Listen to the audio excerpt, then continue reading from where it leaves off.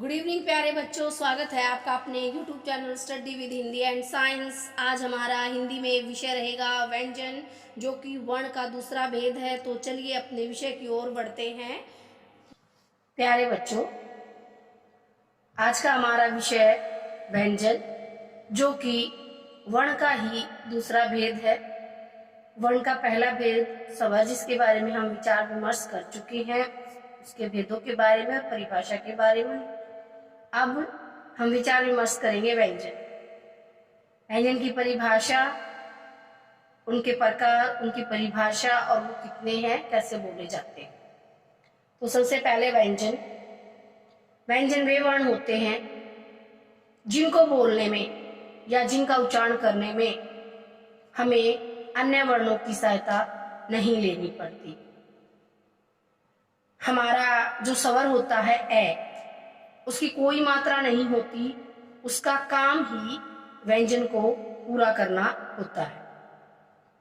तो ये हमारी व्यंजन की परिभाषा। इसके बाद इसके प्रकार हैं स्पर्श व्यंजन, ऊष्म, अंतस्थ, संयुक्त, व्यंजन गुच्छ अथवा द्वित्व। स्पर्श व्यंजन, स्पर्श का मतलब होता है छूना। वे व्यंजन जिनका उच्चारण करते समय हमारी जिह्वा मुख के अलग अलग भागों को स्पर्श करती है, छूती है, उन्हें हम स्पर्श व्यंजन कहते हैं। ये 25 होते हैं। कैसे? मैथड, जो कि इस प्रकार से हैं। इन 25 व्यंजनों को 5 भागों में बांटा गया है। क वर्ग, क, ख, ग, घ, अंघ, च, छ, ज, झ, ञ, ट, ठ, ड, ढ, ण, त, थ, द, ध, न, प, फ, ब, भ, म। इस प्रकार से ये हमारे 25 स्पर्श व्यंजन हुए। हमारे जो अंतिम 5 व्यंजन हैं, इनको हम नासिकीय व्यंजन भी कहते हैं, क्योंकि इनका उच्चारण करते समय हमारे नाक से ज्यादा आवाज आती है, अर्थात लोग कहते हैं कि नाक से बोले जाते हैं। इसके बाद 2 हैं हमारे उत्क्षेप, जिनको विशेष व्यंजन भी कहा जाता है, ढ और ढ। व्यंजन का दूसरा भेद हमारा अंतस्थ व्यंजन। अंत मतलब अंदर, स्थ मतलब स्थित। ये अंतस्थ व्यंजन संख्या में 4 होते हैं, य, र, ल, व। ये वे व्यंजन होते हैं जिनका उच्चारण करते समय हमारी जिह्वा अर्थात हमारी जीभ मुख के अंदर ही स्थित रहती है।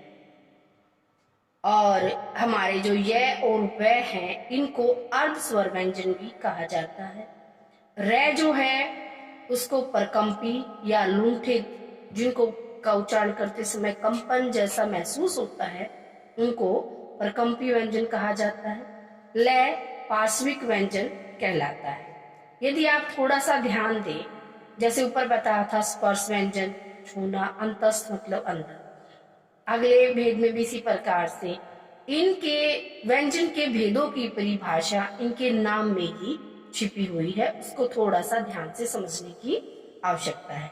इसी प्रकार से जो तीसरा भेद है हमारा ऊष्म, यानी ऊष्मा, गर्मी जो होती है। ऊष्म व्यंजन ये वे व्यंजन होते हैं जिन का उच्चारण करते समय हमारी जिह्वा अंदर के भागों से घर्षण करके गर्म हवा या सी की ध्वनि जैसी आवाज निकालती है, सी की ध्वनि निकालती है, उसको हम ऊष्म व्यंजन कहते हैं। ये भी 4 होते हैं हमारे, जो कि इस प्रकार से हैं हमारा फ, श, स और है। हमारा जो चौथा भेद है इसका संयुक्त व्यंजन। संयुक्त का मतलब जो 2 या 2 से अधिक व्यंजन से मिलकर बनता है। ये भी हमारे संख्या में 4 होते हैं, जो कि इनका उच्चारण इस प्रकार से है श।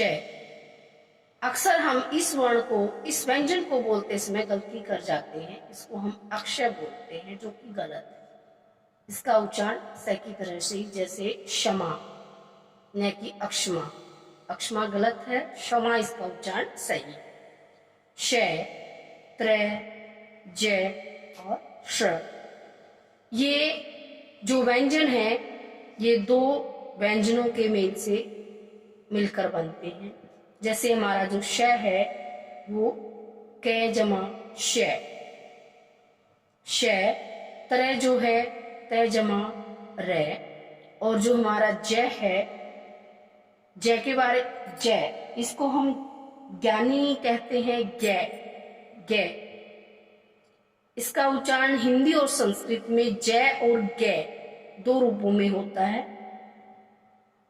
जो हमारा ज है वो ज्यादातर संस्कृत में भी प्रयोग होता है और ग हिंदी में आ जाता है। यदि हम इसको ज कहेंगे तो भी गलत नहीं है। ज और य और श जमा र, इस प्रकार से हमारे चारों संयुक्त व्यंजन अन्य व्यंजनों के मेल से बनते हैं। इसके बाद आता है हमारा व्यंजन गुच्छ। इनको हम द्वित्व व्यंजन भी कहते हैं, जिसमें कि गुच्छ मतलब गुच्छा एक तरह से। यहाँ पर एक जो व्यंजन हमारा स्वर रहित होता है और स्वर सहित जो व्यंजन होता है उसके साथ जुड़ा हुआ होता है, या फिर हमारे को एक जैसे व्यंजन ही हो सकते हैं, एक स्वर रहित और एक स्वर सहित। जैसे मक्खन है, इसमें हमारा जो क है वो स्वर रहित है और ख जो है दोनों ही मतलब अलग अलग व्यंजन है। लेकिन जो पक्का है, दिल्ली, बिल्ली आदि कुछ ऐसे शब्द हैं वो दोनों ही एक है, लेकिन वो एक स्वर रहित है और एक स्वर सहित है। इसी प्रकार से हमारा जो आगत व्यंजन, जिस प्रकार से आपको स्वर में मैंने बताया था कि आगत स्वर होता है, उसी प्रकार से आगत व्यंजन भी है। आगत व्यंजन मतलब जो अरबी फारसी भाषाओं से लिया गया है, या कह सकते हैं जो विदेशी भाषाओं से लिया गया है, जैसे ज और फ। इनके नीचे एक बिंदी लगी हुई होती है जिसको हम नुक्ता कहते हैं। ज्यादातर आपने पुस्तकों में देखा होगा कि बहुत सारे ऐसे शब्द होते हैं जिनके नीचे ज और फ और वो बिंदी लगी हुई होती है। तो इसका मतलब जो हमारे ज और फ हैं वो हमारे हिंदी के नहीं है, बल्कि अरबी और फारसी भाषाओं से लिए गए हैं। Thank you. आई होप कि आपको ये जो वर्णमाला का जो हमारा चैप्टर है, आई होप कि आपको ये समझ आ गया होगा। इसलिए आप चैनल को लाइक करें, शेयर करें और सब्सक्राइब करना न भूलें।